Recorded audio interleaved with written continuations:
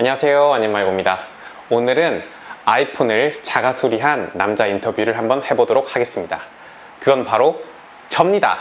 일주일 전에 수영을 마치고 스쿠터를 타고 집에 돌아가던 중에 핸드폰을 떨어뜨려 버린 거예요. 그래서 스쿠터를 세우고 핸드폰을 주우러 갔죠. 그래서 핸드폰을 딱 봤는데 액정 이상 없구나 하던 찰나에 왼쪽 모서리에 검정색 반점 같은 게 있는 거예요. 그래서 이게 뭐지? 하고 그냥 대수롭지 않게 핸드폰을 주머니에 넣고 다시 집에 왔어요. 집에 도착한 다음에 핸드폰을 봤는데 그 반점이 아직도 그대로 있는 거예요. 이게 뭘까 싶어서 그 핸드폰 액정 스티커 붙이면 기포가 있잖아요. 이 기포를 밀어내듯이 한번 밀어내봐야겠다, 이 생각으로 그 검정색을 꾹 눌렀어요. 근데 이게 갑자기 쫙 번지더니 밑으로 번지면서 그 반점이 더 커지는 거예요. 그 커진 검정색은 화면이 안 보이는 거예요. 알고 보니까 이게 보통 그 액정에 멍이 생겼다라고 하는데, 외부 유리는 깨끗한데 안쪽에 있는 액정이 깨져가지고 그 부분이 안 나오는 거예요. 근데 아이폰 쓰시는 분들은 알겠지만 왼쪽 위에 모서리는 뒤로 가기 버튼이잖아요. 그 버튼이 눌리긴 해. 근데 안 보여. 그래서 핸드폰을 계속 사용할 때마다 왼쪽 버튼을 누르는데 누를 때마다 조금씩 번지는 거예요. 큰일 났다. 이 상태라면 일주일 안에 핸드폰이 온통 검해지겠구나, 여러 가지 생각을 했죠. 첫 번째 안, 애플 정식 센터에 간다, 리퍼를 받는다. 두 번째 안, 사설에서 고친다. 이 정도였는데 첫 번째 안은 리퍼가 너무 비싸더라고요. 그래서 이거는 핸드폰을 다시 사는 것만큼 비싸기 때문에 패스. 두 번째, 사설에 간다. 그래서 사설 가격 알아보니까 정품 액정으로 바꾸면 한 18만 원 정도 하고, 그냥 보급형 액정으로 갈면 한 12만 원 정도 하더라고요. 근데 그 돈도 저한테 좀 크긴 하더라고요. 제가 아이폰 15를 기다리고 있거든요. 지금 제가 12를 쓰고 있는데 한 3년, 4년 정도 쓴 것 같은데 15부터는 충전이 C타입으로 바뀌잖아요. 그래서 계속 기다리고 있는 와중에 지금 아이폰 다른 14로 바꾸기에는 너무 아깝다 싶어서 이거는 수리를 꼭 해야 되는데 어떻게 하지? 하던 찰나에 유튜브에 11 프로 액정 치니까 자가 수리하는 게 나오는 거예요. 이거다. 그래서 그 영상들을 쭉 봤는데 할만해 보이는 거예요. 그래, 결심했다. 한번 해보자. 알아보니까 중국 사이트 타오바오에서 사면은 한 5만 5천 원 정도 하고, 대신 일주일 정도 걸려서 오고요. 그 다음에 한국에서 구매를 하면 한 7만 원 정도 하더라고요. 근데 이틀 후에 오고, 이 정도 속도라면 일주일 안에 안 보일 수도 있으니까 이거는 2만 원을 더 주더라도 국내에서 구매를 하자. 그래서 국내에서 보급형 액정을 구매했습니다.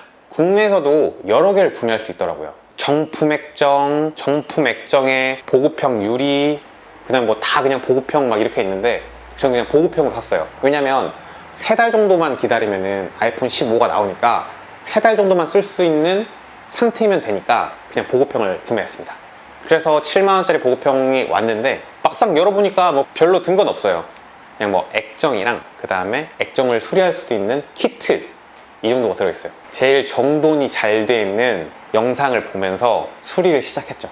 그런데 수리를 하다 보니까 이 보는 거랑 달라. 첫 스텝이 본체랑 액정을 드러내는 건데 그게 제일 힘들어요.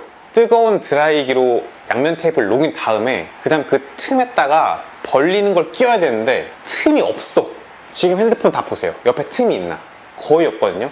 근데 벌리는 키트 자체가 좀 두꺼워가지고 그 얇은 그 틈에 절대 안 들어가요.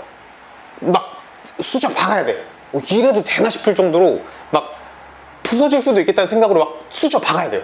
그래서 겨우 수저 박아서 살살살살 긁어서 한 20분 만인가 떼어냈어요. 근데 막상 띄워보니까 영상이랑 이 본체랑 끝부분이 모서리가 다른 거예요. 왜 그러지?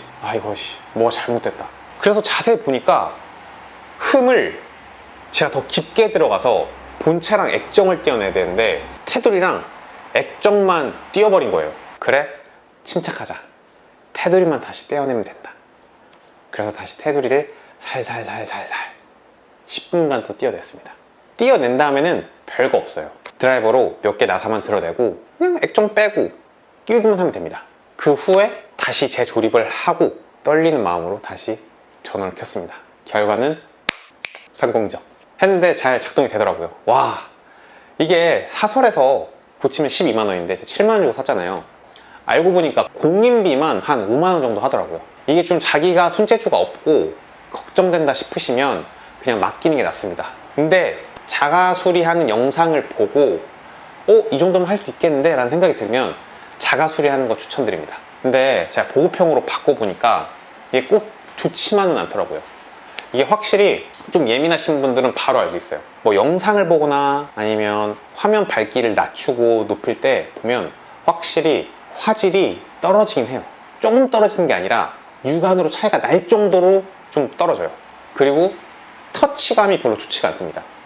이게 액정 스티커 때문인가? 라고 생각을 했는데 그게 아니라 그냥 터치 자체가 좋지가 않아요. 그래서 타자를 칠 때 오타도 많이 나오고 인터넷 검색하면서 막 스크롤 내리면서 뭐 버튼을 눌러도 다른 게 눌릴 때가 간혹 있습니다. 그러니까 내가 다음 핸드폰을 살 기간이 기신 분들은 정품 액정을 구매해서 고치는 걸 추천드리고, 나는 좀 한 3개월? 길게는 한 6개월? 6개월 너무 기나? 그 정도만 폰 쓰면 되시는 분들은 보급형으로 사서 구매하는 걸 추천드립니다. 결과가 이렇게 좋으니까 여러분한테 이렇게 추천을 드리는 거겠죠?